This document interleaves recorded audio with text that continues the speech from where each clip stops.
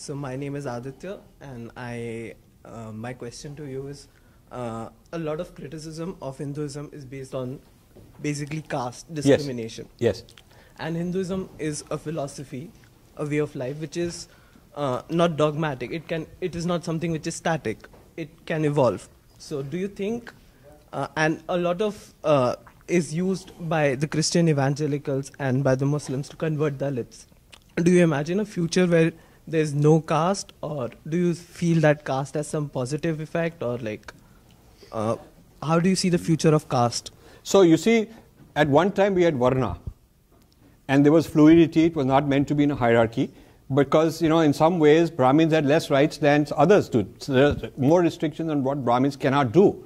So I'm not a Brahmin, but if you look at the various codifications, it's not that there is a hierarchy of rights, because for maybe rituals somebody had more rights, but for accumulating money somebody else had more rights. For political power somebody else had more rights. So it was a rights distribution mechanism which played its role.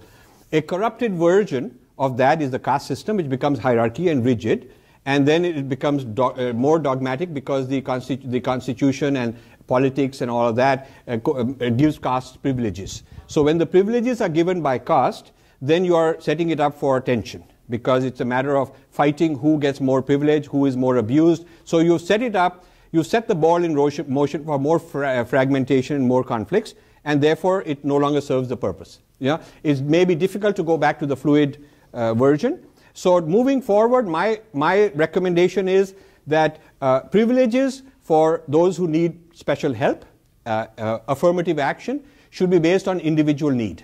So like, an individual who is poor, handicapped, whatever problems they have, there should be a scoring method. A person who has more challenges, needs more help, that should be given more help, regardless of the caste. So a Brahmin may be more in need of help, or a Dalit, or whoever. And there are Dalit billionaires. There are Dalit billionaires.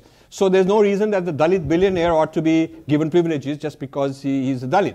So if you remove the privileges, the economic, political privileges from the caste group to individual merit, individual need, I think then within a generation or so you can avoid this problem. And the other thing you can do is have universal education, because studies are showing that when you take a graduating class of educated people, where they end up in jobs is not caste biased. The people like Tatas have done a study, a lot of these kind of corporate people have done a study, and they don't see that among their rank and file employees there is some kind of a hierarchy based on caste. So education helps, and decoupling the privileges from caste and bringing it more on a personal, individual level, I think, are the two remedies.